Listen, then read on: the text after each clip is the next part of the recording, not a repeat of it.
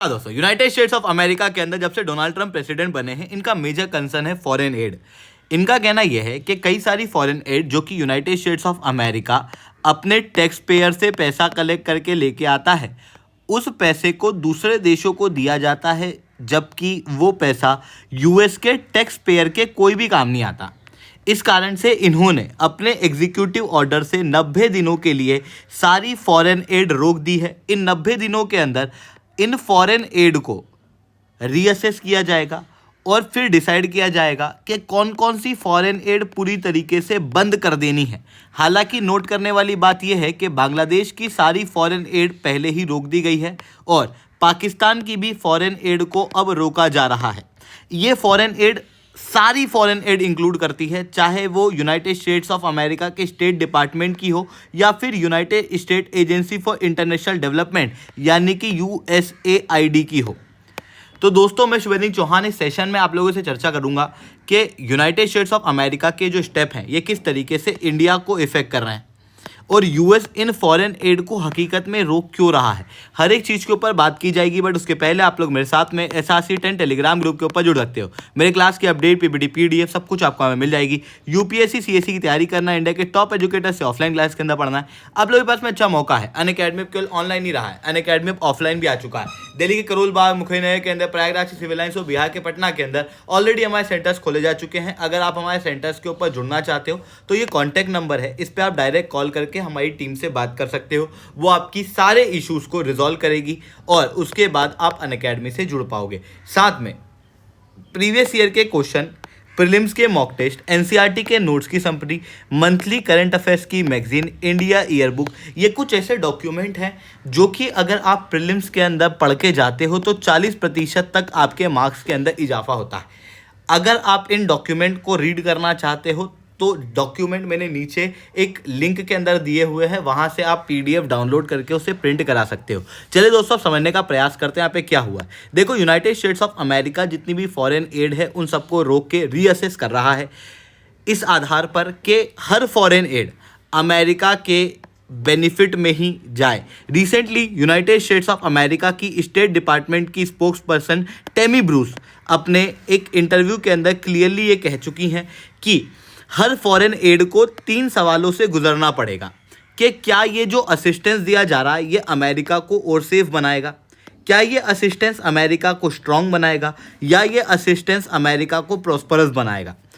अगर ये टेस्ट कोई भी एड पास कर लेती है तो फिर उस एड को कंटिन्यू रखा जाएगा, अदरवाइज बाकी सारी एड को इनफाइनाइट समय के लिए अमेरिका स्टॉप कर देगा। अब आप कहोगे कि सर, यूएस जो फॉरेन एड बंद कर रहा है इससे ग्लोबल लेवल पे असर क्या पड़ेगा, हम इस वीडियो को क्यों देख रहे हैं। देखो, यूएस जो है वो दुनिया में सबसे ज़्यादा एड प्रोवाइड करता है। पिछले साल 2023 में यूएस की एक ऑर्गेनाइजेशन यूएस एड 158 कंट्री को $45 बिलियन की एड दे चुकी है, जिसमें $400 बिलियन बांग्लादेश को गए हैं, $231 बिलियन पाकिस्तान को, $1 बिलियन अफगानिस्तान को, $175 मिलियन इंडिया को, $118 मिलियन नेपाल को, $123 मिलियन श्रीलंका को। यहाँ पर ध्यान देने वाली बात यह है कि ये सब मिलियन में है और जो टोटल एड है वो बिलियन में है। इसके अलावा यूनाइटेड स्टेट्स ऑफ अमेरिका ने सबसे ज़्यादा मिलिट्री एड यूक्रेन को भी दी है, फिर इजराइल को भी दी है। ये आप क्लियरली यहाँ पर देख सकते हो कि भारी मात्रा में यूएस के द्वारा एड दी जाती है। पर अब सवाल आ रहा होगा आपके मन में कि ये ad United States of America देता क्यों है। देखो, इन एड को आप एक सॉफ्ट पावर के रूप में देख सकते हो। यूएस इन कंट्रियों को एड देता है अपनी पावर को इन्हेंस करने के लिए।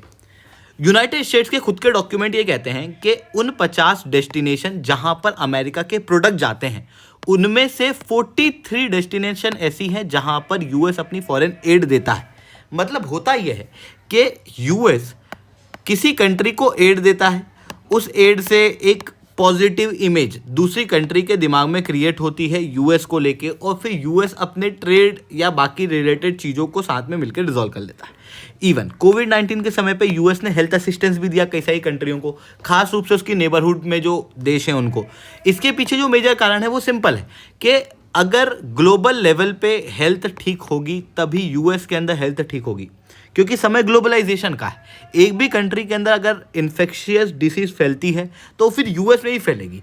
इस कारण से यूएस इस तरीके की एड भी देता है। इवन यूक्रेन को आपने देखा होगा, भारी मात्रा में aid United States of America दे रहा है, जो कि आप क्लियरली यहाँ पर देख सकते हो। अब यूक्रेन को भी एड जो यूनाइटेड स्टेट्स ऑफ अमेरिका द्वारा दी गई वो यूक्रेन के बेनिफिट के लिए नहीं है।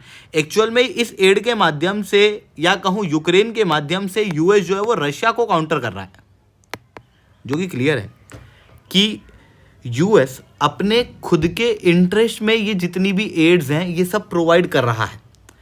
हालांकि कुछ एड ऐसी हैं जो कि यूएस चाइना को काउंटर करने के लिए भी कर रहा है, उसके अंदर उसका डायरेक्ट कोई बेनिफिट नहीं है। जैसे कई सारे इंफ्रास्ट्रक्चर प्रोजेक्ट जो कि यूएस दूसरे देशों के अंदर बना रहा है, वो यूएस को डायरेक्ट बेनिफिट नहीं कर रहे, बट यूएस को अपनी सुपर पावर को मेंटेन रखना है। और ग्लोबल लेवल पे आप देख सकते हो चाइना जो है वो इंफ्रास्ट्रक्चर को तेजी से डेवलप कर रहा है बेल्ट एंड रोड इनिशिएटिव के तहत। लगभग 65 देशों के अंदर ट्रिलियंस ऑफ डॉलर चाइना द्वारा खर्च किए जा चुके हैं। जबकि यूनाइटेड स्टेट्स ऑफ अमेरिका को अगर ग्लोबल पावर बने रहना है तो चाइना को काउंटर करने के लिए अपनी एड बरकरार रखनी होगी। ये मैं नहीं कह रहा, ये यूनाइटेड स्टेट्स ऑफ अमेरिका के खुद के रेसिडेंट कह रहे हैं। इनका कहना यह है कि यूएस की एड सबसे ज़्यादा बेनिफिट करती है एज़ कम्पेयर टू चाइना, तो हमें यूएस की ही एड देनी चाहिए। बट अब बात आती है कि डोनाल्ड ट्रंप को इन एड से दिक्कत क्या है। देखो, डोनाल्ड ट्रंप जो है ना वो एक कैपिटलिस्ट आदमी है। ये कहीं भी पैसा खर्च करेंगे तो उसके बदले में इनको चाहिए रिटर्न। आप कहीं भी देख लो, हर केस की एड में, इन्वेस्टमेंट में डोनाल्ड ट्रंप का यही स्टैंड रहेगा, चाहे वो WHO का केस हो, चाहे वो नाटो देशों का केस हो। इवन 2014 से ही इनका यही स्टैंड है। 2014 के अंदर डोनाल्ड ट्रंप ने एक बहुत अच्छा स्टेटमेंट दिया था। इनका कहना यह था कि अच्छा हुआ किसी और प्लेनेट में जीवन नहीं मिला, नहीं तो अमेरिका की सरकार वहाँ पर भी पैसा भेज देती। तो डोनाल्ड ट्रंप का स्टैंड शुरुआत से क्लियर है कि भाई हम लोगों को एड नहीं देना है किसी भी देश को बेफिजूल में, क्योंकि इनका कहना यह है कि यूएस जो एड देता है उन एड का कई बार मिसउपयोग हो जाता है। फॉर एग्जाम्पल, कई बार एड अनस्टेबल देशों को दे दी जाती है। जैसे पाकिस्तान को यूएस ने काफ़ी एड पहले प्रोवाइड की और बाद में यही पाकिस्तान ने ओसामा बिन लादेन को शरण भी दे दी। दूसरी तरफ आप देख सकते हो कि इसी पाकिस्तान की फॉरेन असिस्टेंस को रीइवेल्युएट सबसे पहले किया जा रहा है इसी कारण से। वहीं आप अफगानिस्तान को देखो, मैंने बताया अफगानिस्तान को $1 बिलियन की एड दी गई है, जबकि वहाँ पर तालिबान पावर में 2023 के अंदर। और तालिबान वहाँ क्या कर रहा है? ऑब्वियसली पैसे का दुरुपयोग किया जा रहा है। लोगों के डेवलपमेंट में पैसा खर्च नहीं हो रहा है, बल्कि दूसरी जगहों पर पैसा खर्च हो रहा है। इवन 2001 से 2022 के अंदर जो यूएस ने $2 ट्रिलियन से ज़्यादा अफगानिस्तान के अंदर खर्च किए, उसका कोई भी fruit United States of America को नहीं मिला। इवन डोनाल्ड ट्रंप का कहना ऐसा भी है कि कई सारी फॉरेन एड जो यूएस देता है वो उसी के दुश्मन को और ज़्यादा मजबूत बना देती है। जैसे 2003 में यूएस चाइना को फॉरेन एड बहुत ज़्यादा देता था, क्योंकि यूएस को लगता था कि चाइना से भारी पैसा यूएस बना सकता है। इस कारण से $1.3 बिलियन की एड चाइना को दी जाती थी, यानी कि हर एक व्यक्ति को $1 अमेरिका उस समय पर देता था चाइना के अंदर। फिर धीरे धीरे करके लगने लगा कि भाई चाइना जो है वो एक एडवर्सरी है, वो यूएस की ही हेजीमनी को चैलेंज कर रहा है, जिसके बाद में ये एड जो है वो यूएस द्वारा कम की गई। इस कारण से डोनाल्ड ट्रंप का कहना है कि भाई ये सारी एड हटाओ, क्योंकि इसकी वजह से अमेरिका की ही कॉम्प्लेक्सिटी बढ़ रही है। इवन आप यहाँ देखना, यूएस सबसे ज़्यादा इकोनॉमिक एड किसको देता है? इंडिया को। अब आप अमेरिकन के पर्सपेक्टिव से देखना, इंडिया के पर्सपेक्टिव से नहीं। अमेरिकन का कहना क्या है कि हम इंडिया को इतनी एड दे रहे हैं तो फिर इंडिया जो है वो हमें ही सपोर्ट करनी चाहिए। रशिया यूक्रेन वॉर के अंदर इंडिया ने यूएस को ना सपोर्ट करते हुए रशिया को सपोर्ट किया, जो कि ऑब्वियसली भारत के रिलेशन पॉइंट ऑफ व्यू से बिल्कुल सही है। बट अमेरिकन्स इसके अंदर क्या सोचते हैं? अमेरिकन्स का कहना यह है कि इंडिया को फिर अमेरिका को ही सपोर्ट करना चाहिए।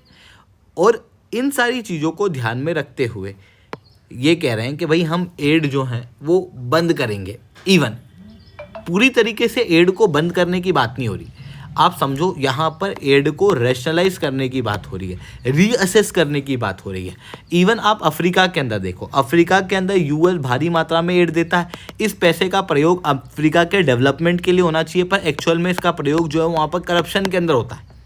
ये आप रिसेंट दी गई रिपोर्ट के अंदर क्लियरली देख सकते हो। ऐसी कंडीशन में यूएस जो है वो इन सारी एड को रीअसेस करना चाहता है और इसी वजह से सारी के सारी फॉरेन एड अभी रोक दी गई है। और हर फॉरेन एड को यही देखा जाएगा कि अगर हम किसी कंट्री को पैसा भेज रहे हैं तो उससे हमें क्या मदद मिलेगी। अब बात आती है कि इन फॉरेन एड को रोकने से भारत के ऊपर क्या असर पड़ेगा। देखो, इंडिया को जो अमेरिका फॉरेन एड देता था वो पहले ही हम लोगों ने कम कर दी है। काफ़ी हद तक हम अमेरिका से अभी फॉरेन एड नहीं लेते, क्योंकि पहले अमेरिका जो भारत को एड देता था वो सब कंडीशनल हुआ करती थी। 2004 में भारत ने क्लियरली कह दिया था कि हम कंडीशनल एड अमेरिका से नहीं लेंगे, हम सॉवरेनिटी चाहते हैं। जिसके बाद इंडिया के अंदर आने वाली अमेरिकन एड बहुत कम हो चुकी है। 2023 में $201 मिलियन और 2024 में $159 मिलियन की ही एड अमेरिका से भारत के अंदर आई थी। और ये जो एड है ये अलग अलग प्रोजेक्ट के अंदर भारत के अंदर इन्वेस्ट होती है, खास रूप से हेल्थ सेक्टर में। बेसिक हेल्थ के अंदर $42 मिलियन जो कि टोटल एड का लगभग 1/3 है। मैटरनल और चिल्ड्रन हेल्थ के अंदर $20 मिलियन, इन्वायरमेंट प्रोटेक्शन के अंदर $17 मिलियन, HIV और एड्स के अंदर $11 मिलियन, एनर्जी के अंदर $10 मिलियन। आप क्लियरली देख सकते हो भारत अमेरिका से कोई भी मिलिट्री एड नहीं लेता। भारत अमेरिका से जो एड ले रहा है वो केवल हेल्थ सेक्टर में, एनर्जी सेक्टर के अंदर है, जो कि अमेरिका की हेल्थ को भी मेंटेन करने के लिए काफ़ी ज़्यादा ज़रूरी है। इसी कारण से अमेरिका भारत के ऊपर ये एड देता है और इन एड के माध्यम से कुछ प्रोजेक्ट भारत के अंदर चलते हैं। हालांकि वो प्रोजेक्ट सीधे बंद नहीं हो जाएंगे, 90 दिन के अंदर रीअसेस होगा और रीअसेसमेंट के आधार पर जो एड मॉडिफाई होगी उसके अनुसार प्रोजेक्ट भी मॉडिफाई हो जाएंगे। जो एड टर्मिनेट होगी उसके अनुसार प्रोजेक्ट भी टर्मिनेट कर दिए जाएंगे और जो एड कंटिन्यू करी जाएगी उसके प्रोजेक्ट भी कंटिन्यू रहेंगे। तो इस तरीके का इफेक्ट भारत के ऊपर पड़ सकता है। आई होप ये सारी बातें आपको समझ में आई होंगी। लेक्चर अच्छा लगा तो लाइक करना, लेक्चर बहुत अच्छा लगा नीचे 7 से 10 कमेंट करना। यूपीएससी सीएससी की तैयारी करना, इंडिया के टॉप एजुकेटर से ऑफलाइन क्लास के अंदर पढ़ना है तो आप लोगों के पास में अच्छा मौका है। अनअकैडमी अब केवल ऑनलाइन नहीं रहा है, अनअकैडमी अब ऑफलाइन भी आ चुका है। दिल्ली के करोल बाग, मुखैना के अंदर, प्रयागराज सिविल लाइंस और बिहार के पटना के अंदर ऑलरेडी हमारे सेंटर्स खोले जा चुके हैं। अगर आप हमारे सेंटर्स पे विजिट करना चाहते हो तो आप इस नंबर पे कॉल करके बिल्कुल से कर सकते हो। इसके अलावा अगर आप प्रीलिम्स 2025 दे रहे हो तो देखो सैकड़ों बच्चे इस एग्ज़ाम को दे रहे हैं और लाखों बच्चे ऐसे हैं जिनके 1 या 2 मार्क्स से सिलेक्शन रुक जाता है। इसके पीछे जो मेजर कारण है वो है कि कुछ ऐसा मटेरियल जो दूसरे लोग प्रयोग कर रहे हैं जिनका सिलेक्शन हो रहा है और बाकी लोग नहीं कर पा रहे। होता यह है कि जनरली हर बच्चा एक बेसिक किताब पढ़ के जाता है जो भी सीरियस एस्पिरेंट है, बट प्रीवियस ईयर के क्वेश्चन, प्रीलिम्स के मॉक टेस्ट, एनसीईआरटी के नोट्स और करंट अफेयर्स, खास रूप से जब इंटरनेशनल रिलेशन और साइंस एंड टेक, इन्वायरमेंट, इन सब्जेक्ट का वेटेज बढ़ रहा है तो उसकी वजह से करंट अफेयर्स बहुत ज़्यादा इंपॉर्टेंट हो जाते हैं। तो इन सब को पढ़ना, साथ में इंडिया ईयर बुक, ये चीज़ें आपके 40% तक मार्क्स बढ़ा सकती है। मतलब केवल ये आपके सिविल सर्विस एग्ज़ाम के कट ऑफ को नहीं बल्कि फॉरेस्ट सर्विस के कट ऑफ को भी क्लियर कराने में मदद करेगी। इसीलिए ये अगर आपको रिसोर्सेज चाहिए तो नीचे डिस्क्रिप्शन के अंदर मैंने लिंक दी हुई है, वहाँ पे एक पीडीएफ है, उन पीडीएफ के अंदर से आप इन्हें डाउनलोड कर सकते हो। ठीक है दोस्तों, आज के इतना ही। That's all from my side. जय हिंद, जय भारत।